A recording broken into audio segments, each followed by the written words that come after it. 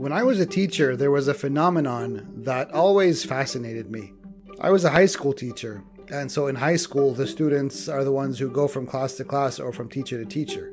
And early on, I noticed that the same group of students act differently or act in a different way in every classroom or with every teacher. With some teachers, they are extremely well behaved and they are attentive and they are on track. With other teachers, they're just all over the place and they're not really doing what they're supposed to be doing. And that really fascinated me. And early on, I realized that the behavior of the students is not in the hands of the students themselves, but in the hands of the teacher. It's the teacher who controls the environment of the classroom. It's the teacher who is the captain of the ship that is the classroom. And so a successful teacher is going to be able to positively control the behavior of the students in the classroom. So if the teacher is responsible for creating the classroom culture, why do we keep blaming the students for their negative behavior? If we want to teach our students to be responsible for their actions, how come we aren't taking responsibility for the outcome of our students' behavior?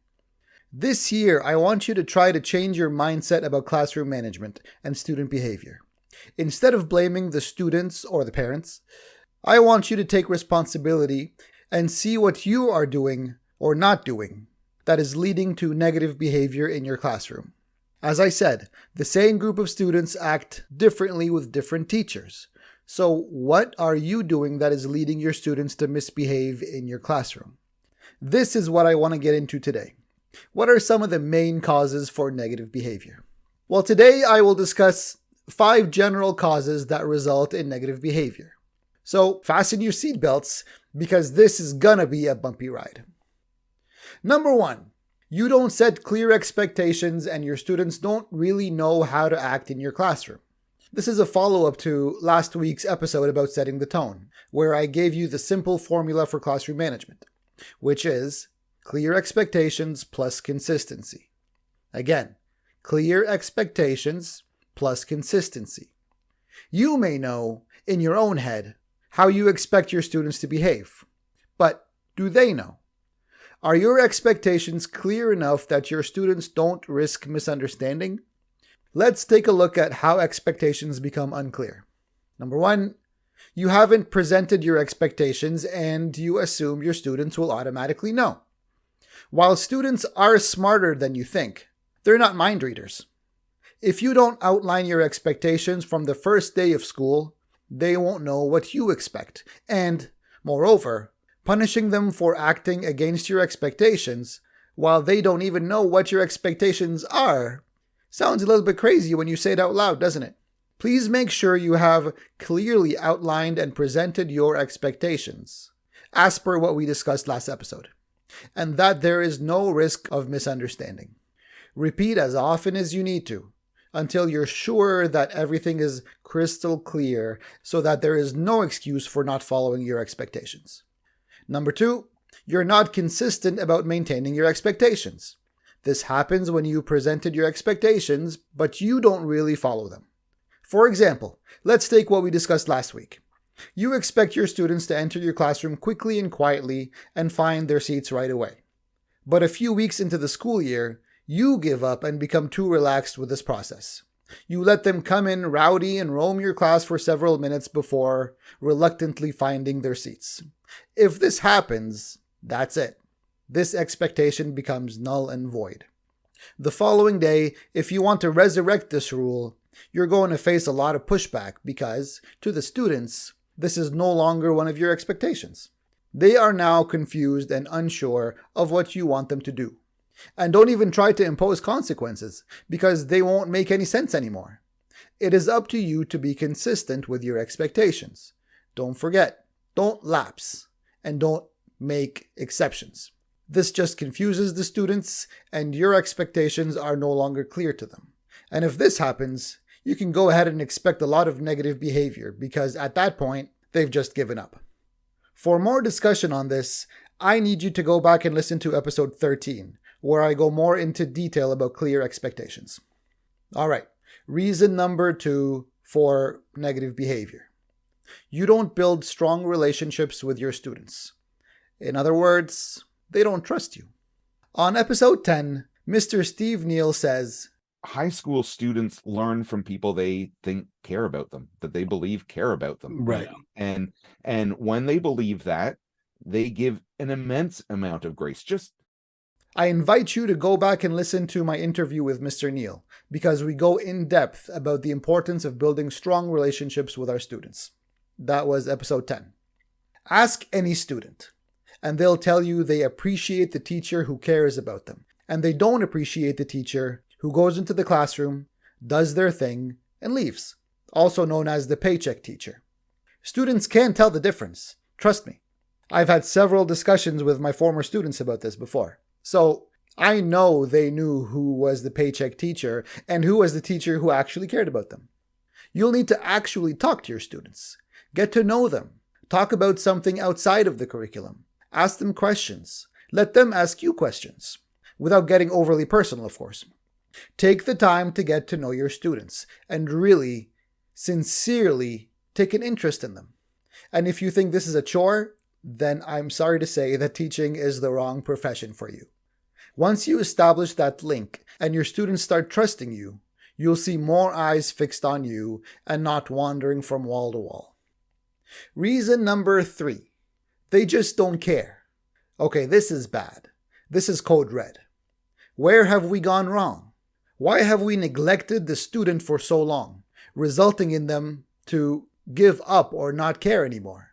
This is the most challenging of the reasons, because if a student reaches this point, it's really hard to bring them back in. Hard, but not impossible. There are several reasons that may lead to this. For example, the student doesn't have confidence in themselves. They don't believe that they will achieve and succeed, so they give up. Or the student has unrealistically overambitious ideas of becoming something that doesn't need education. A famous actor, a rock star, a pro ball player, an entrepreneur, the next Elon Musk, and so forth. And the more they hear about this 0.01% who've dropped out of school and become millionaires, the more they believe they can achieve the same thing. They're also going to need a lesson in statistics, by the way. The student has joined the wrong crowd and is going down a wrong and dark path. Drug use, illegal activity, things like that. The student is rebellious against something. Their parents, authority, teachers, whatever it may be. But they're acting out in defiance. In any case, you'll want to catch this as early as possible, and lots of intervention is needed. And you'll probably need the assistance of other teachers, administrators, and school counselors if you're not able to handle this yourself. Okay, we're almost done. We got 2 more reasons, and as I said, these are the heavyweights. Thanks to BetterHelp for sponsoring this podcast episode. Being a teacher is tough. Sure, it's one of the most rewarding jobs you could possibly have, but more often than not, you're overworked, underpaid, not to mention the stress and pressure coming at you from every direction, from keeping your students on track, satisfying the administration with your performance, and of course parents telling you that you need to pay more attention to their kid, because you don't have 20 other kids in your class. Sometimes you just need to turn it all off and talk to someone, don't you? Well, let me introduce you to BetterHelp. BetterHelp is the world's largest therapy service, and it's 100% online. With BetterHelp, you can tap into a network of 30,000 licensed and experienced therapists who can help you with a wide range of issues. To get started, you just answer a few questions about your needs and preferences in therapy. That way, BetterHelp can match you with the right therapist from their network. Then you can talk to your therapist however you feel comfortable, whether it's via text, chat, phone, or video call. You can message your therapist at any time and schedule live sessions when it's convenient for you. If your therapist isn't the right fit for any reason, you can switch to a new therapist at no additional charge. With BetterHelp, you get the same professionalism and quality you expect from in-office therapy, but with a therapist who is custom-picked for you, more scheduling flexibility, and at a more affordable price. Use the link betterhelp.com/legendaryeducator to get 10% off your first month of therapy. That's betterhelp.com/legendaryeducator. Check out BetterHelp today. You deserve it. Reason number 4. They're bored. As adults, it's difficult to sit still if we're bored or not entertained. Now turn that up to 1,000 for kids. If your student is bored, they will find something to entertain or distract them. Fidgeting, talking to their classmate next to them, cracking jokes, blurting out nonsense, getting their phone out, having a snack, you name it. Their creativity seems to suddenly appear when they're bored and need to entertain themselves. So what seems like negative behavior is just your student trying to entertain themselves. And I really hope you're not punishing them for being bored. Imagine you're boring them, then you're punishing them for being bored. Doesn't seem fair, does it? So why are they bored? Well, several reasons are possible. They're bored because you are boring, sorry to say. Are you still wearing that 19th century hat, standing in front of the class and lecturing everything? Because yeah, that doesn't work anymore. We're working with a highly reduced attention span, and if you're not working within these limits, then you're pretty much wasting your breath. We're going to get into how to engage your students on a future episode of the Summer PD series. Another reason they're bored is because the topics don't seem relevant to them. How old are they? Nothing is relevant to them. They haven't seen or experienced enough to start making connections on their own. That's what you need to do. Everything is relevant if you're able to make a connection. So make sure you add this to your lesson plans.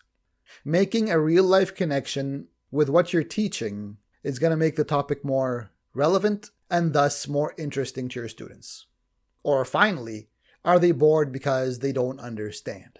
And this is cause number 5 for negative behavior. Students don't understand. If your student doesn't understand, not only will they be bored, but also frustrated. Rarely will a student admit that they don't understand, especially if you haven't built that relationship with them. Yes, everything is connected. So instead of admitting, they're going to act out. They'll act out in frustration. They're saying, look at me, hear me. I'm doing this because I don't understand. I'm doing this to get your attention in the hopes that you'll see past my blatant disruptive behavior and notice my insecurities. Help me. In which case, are we automatically giving them consequences for being seemingly disruptive because they don't understand? Or are you taking the time to have a side talk with them to get to the root of their behavior? Are you taking the time to answer the questions or give them a little extra attention to make sure they're on track? Or are you going in, giving your lesson, then cartoonishly rushing out in a plume of dust and flying papers? At this point, I invite you to listen to episode 3 with Dr. Andrew Shipe, the king of classroom management, and recent recipient of the well-deserved Florida Scholastic Press Association Teacher of the Year Award, where we go through how he develops his positive classroom environment and how he deals with disruptive students. Now that we've listed the 5 general reasons for negative behavior, I want you to ask yourself, can we still blame the students for being disruptive or acting negatively? Sure, these 5 reasons are a generalization, and sometimes there are exceptions where a student needs special care or attention for a variety of reasons, in which case you've got the support of the administration and school counselors. I know how this sounds, and I'm sorry I'm putting the load and responsibility on your lap. But if you take a few steps back and look at the bigger picture, this is really what it boils down to. Are you doing everything necessary for your students to act as you expect them to? Classroom management isn't easy, my friends. It takes time, it takes effort, it takes persistence, and it takes special care for you to reach a level where your students are consistently on track, your classroom has a positive learning environment, and substantial learning is taking place. You're the captain of your ship. Don't forget that. You need to steer it in the direction you want it to go.